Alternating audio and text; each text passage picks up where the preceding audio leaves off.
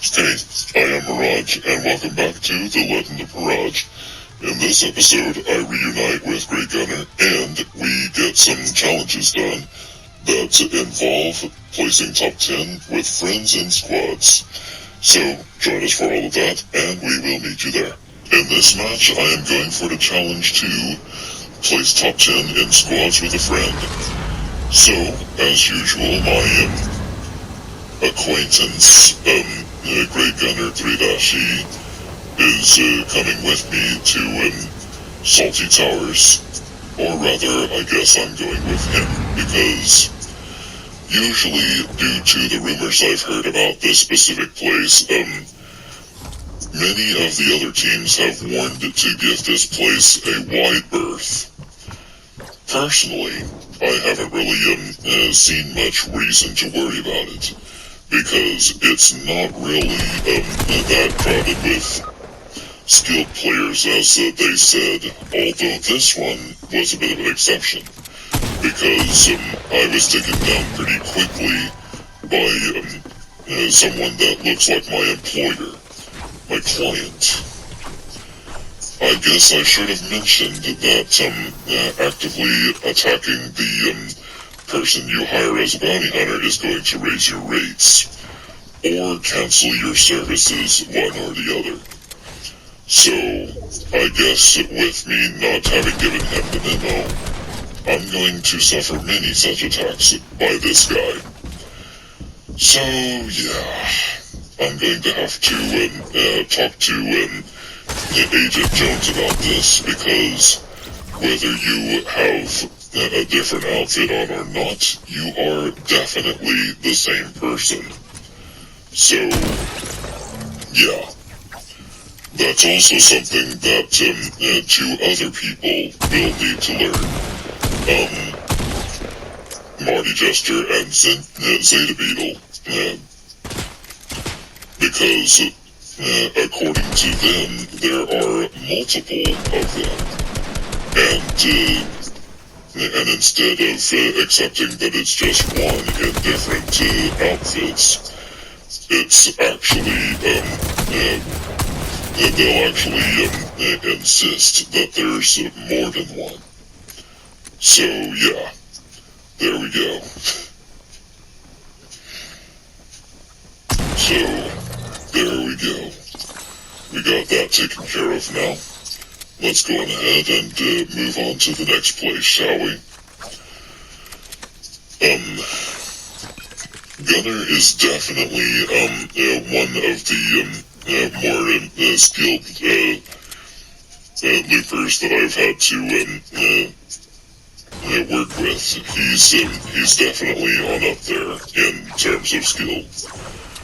I respect him as a warrior for sure. So here he just secured a long blaster that they call a hunting rifle, and then he exchanged it for what is called a mini, also known as a small shield potion. Those only get your shield up to about 50%, as evidenced from personal experience and evidence from every other person. And here he finds a chest that is very sneaky and secures an even stronger long blaster. So there we go. Let's take care of this right quick. He takes care of the scaffolding, I'm guessing it is. Scaffolding, I'm not sure. Under that chest, and he opens it up that way for some reason. And he secures the contents. Then he swings and grabs a lot of other stuff. Here I'm looking at the map to see where the eye is going to be. And it's going to stop about south of our position. The storm is really going at a rather slow speed, with the, with the time limit being about 2 3/4 of a minute. At the time that I got to that part anyway. 3 minutes seems to be the starting time that the storm is at.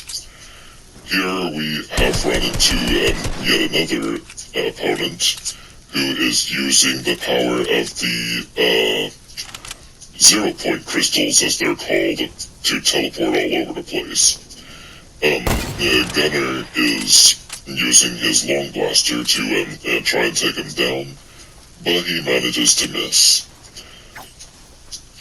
He's not 100% accurate, but then again, nobody is. But he's definitely, come to think of it, I don't think that's a hunting rifle anymore, but instead a lever action rifle, which is still a long blaster, but it's still, okay. So that opponent is leaving. The main difference between a lever action rifle and a hunting rifle is in their magazine size. A hunting rifle has only one, whereas a lever action rifle has multiple in a single clip. The next difference is in power. For each body shot you would hit for 50, and for every headshot you would get a pretty minuscule number. Alright, so here I am looking at the map while Gunner is fighting off somebody around the 0-point crystal. And okay, so you see that blue 110 right there? I'm pretty sure that was a headshot, because and I know that 100 is half of one's health and shield. But still, it takes 200 to take somebody down from both health and shield. That's why I consider 100 and 110 to be quite minuscule. And then somebody comes around with what is called a Stormwing. And with that, a new challenger enters the fray, which Gunner takes down. The pilot is no more, and Gunner is grabbing all the loot that he can. So here we go. That's it. And with 9 minutes to spare, I believe that is about as much as we can do this round. Gunner is eliminated right here. This too is a challenge to place top 10 in squads with a friend. This one is only about 1 minute and 4 seconds, however. So yeah, you can tell that this is going to be a relatively short clip. And the reason for that is due to a recent purge. We were ordered to either delete or shorten our clips to where the challenges are. So we did just that. Mostly the ones that were a gigabyte or more in length or size were ordered to be cut, and were ordered to be cut down at least. So that's what I did. The result of this is going to be a relatively long and drawn-out series. And there we go. This one is a little bit different, because this time the challenge is to travel distance in a vehicle. I am in this vehicle with Spiritai, and we are moving on with the rest of the match, being chased by the storm. Spiritai got the vehicle flipped over a little bit there, and then we decided to head over to the next whiplash in line. This one This clip is going to be about 3 minutes and 55 seconds. And already we are going to be needing to mute some audio. So yeah, there we go. I'm about to be knocked out by the storm, unless something happens here. And no, jump out. Yeah, despite him wanting me to jump out, I was unable to do so in time, and I was knocked out by the storm, as anyone could probably predict. Anyway, we're heading on to the Eye, and thankfully it had stopped. So, once he managed to put me down in a secure location, he started reviving me, and my health went up to 30, and my shield remained at 50. For some reason, I pulled the trigger on the tactical shotgun and wasted a shell. But that's alright. We all make mistakes, right? I'm not the only one that has made a mistake. Unfortunately, being of my reputation and my reality, any type of mistake is kind of disappointing to me. So yeah, anyway, here we are at the Hunter's Haven, and there is a Stormwing right there beside me, and it looks like I'm heading right for it. And I say it looks like I'm doing so because it's been a while since this happened. Like, we're talking a pretty good 4 years ago at this point. So yes, this is severely outdated footage. And we only really picked this back up because we've heard that that in the next season is a Star Wars season, which is half of the universe that I came from. For reference, I come from the Lego Star Wars universe. If you didn't catch that from the Homecoming Marathon that I made some time ago. Anyway, I am riding in the Stormwing with Spiritai, who doesn't make for the best pilot, but hey, at least it's good enough that I got a mission done, jump out over which should be popping up just about any time.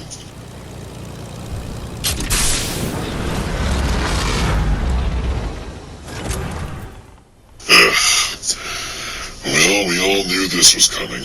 In this clip, I am tasked with defeating Ruckus, but I had failed on multiple occasions in the past. I hated having to take on this rocket-happy lunatic. So, what I planned to do here was I planned to use explosives of my own and ambush tactics in order to try and take him down.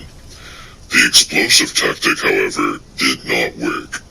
So I am going to try and look for him at this point, and it seems like he is right around this corner here.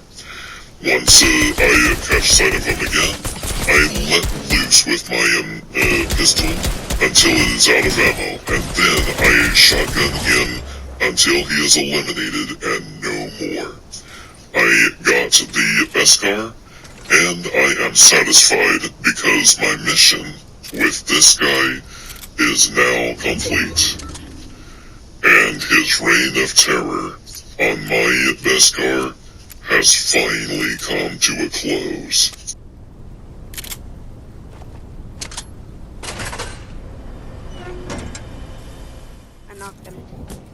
Technically 2 missions were accomplished here. One, which was unfortunately off-screen, is where I had to take down enemy structures with a pickaxe. And this one, the one that we're going for right now, is to place top 10 with friends in, or at least I think it's place top 10 in squads with a friend. It could very well be duos, which would make this null and void. However, with the previous ones having only a Greatgunner, I'm counting it anyway. So yeah, deal with it. Anyway, Spiritai is going after the opponent, and in one last shotgun blast, he manages a win for the Hunter's Order. In this round, I'm going for the quest to destroy enemy structures with a pickaxe. This time, this will end up giving me a point. So, here we go. Yeah, destroying enemy structures with a pickaxe is in fact the mission. I had to look at my notes to double check here, and it definitely was. I see them. So, here I'm not entirely sure what to do, but I head on over there and get ready to smash down some structures anyway. Why didn't you tell me? I'm also getting ready to attack any opponent that stands in my way. So there we go. That wall right there, it's slated for destruction. So, I head on over to where it is, and then I start pickaxing it. Alright, so now we are going back to Salty Towers for the quest to loot ammo boxes at Salty Towers. I believe yes. There is no chest involved here, just ammo boxes. So, at this point in time, I don't think I have completed that quest. So, I am a little bit worried about the potential for what this competition refers to as a kill steal. Basically, when an opponent finishes a quest that somebody else has started, it gives the point to the opponent regardless of how much progress the original team did, and that serves as what is called a kill steal. Regardless, I'm going to be doing my best to get as much progress as I can on it, and try to finish it off later. At this point I'm at 2 out of 7. So, yeah. This next mission is more of a ritual from a really weird restaurant owner. This time I have to light and dance near a tomato shrine in the pizza pit. So, I'm not sure exactly what's going on here. I don't know what type of cult that Tomato Head's got going on here, but whatever the case, I don't really worry about what my clientele is thinking when it comes to this type of quest. All I do is make sure that I get the quest done no matter what. No matter who comes against me, no matter who shoots at me, or anything. I do the quest with no questions asked. So, there's the lighting, and now I just do the dancing, or rather, flipping a coin. So there we go. Alright, that seems to be about as much time as we have for today. Join us in the next episode when I deal melee damage, dig up buried blue coin in retail row, destroy motorboats, blow up fishing holes, dig up gnomes at Fort Crumpet and Pleasant Park, and consume foraged items. In the meantime, though, thank you so much for watching. We hope you enjoyed, and we will see you all next time. Until then, may the Force be with you.